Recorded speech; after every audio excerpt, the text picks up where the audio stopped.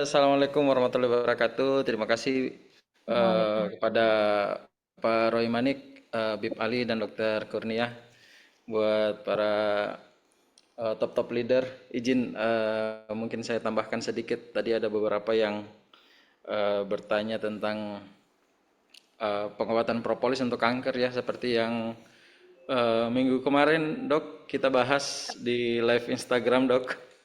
Siap dokter, Masya Allah. Pak Iya, dokter lagi dinas ini. iya masih sementara di kamar operasi dok. Masya Allah, luar biasa. Demi membantu kami semua di sini, Pak dokter menyempatkan waktu untuk bisa berbagi, Masya Allah. Jazakallah khairan kasiran. Silakan Pak dokter, bisa Ya, sharing tanya dengan kami kali ini. ya siap dok. Terima kasih dok. Jadi kalau untuk yang tadi ada yang dari Taiwan untuk kanker otak, kemudian tadi ada juga sempat yang bertanya untuk kanker payudara. Sebenarnya propolis ini bagus ya, karena seperti yang kita bahas minggu lalu ya sama Dokter Kurnia bahwa sebenarnya propolis ini dia bekerja di semua lini kanker. Kemarin itu sudah sampai dibahas di mau di kanker paru-paru, kanker otak, kanker payudara, banyak sekali jenis anti kanker yang dihasilkan dari propolis ini.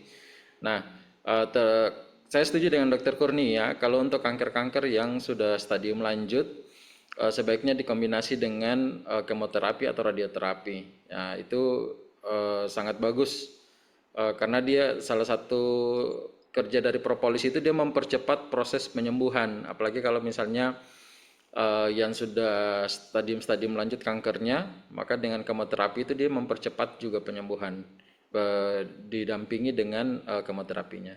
Nah, untuk kasus stroke, untuk yang dari Ambon tadi kebetulan ini sama-sama dari Ambon, saya dari Masohi, Kabupaten Maluku Tengah.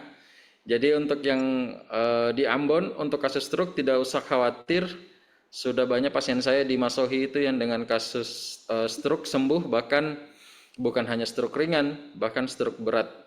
Kalau misalnya nanti ada waktu, mungkin bisa jalan-jalan ke Masohi. Ada pasien saya yang alhamdulillah sampai sekarang masih hidup. Itu namanya Pala Bandunga. Itu di Masohi. Bisa dicari itu beliau cukup terkenal di sana. Itu bahkan beliau tuh stroke berat. Ada yang pernah saya cerita ke Bib Ali waktu itu juga ke Dokter Kurnia. Itu pasien saya stroke berat tertidur di tempat tidur sudah kurang lebih 6 bulan kena stroke-nya. Nah, alhamdulillahnya 45 hari pengobatan dengan propolis itu beliau yang saya waktu itu saya memang tidak terlalu kontrol beliau ke rumah tapi saya selalu kontrol lewat istrinya.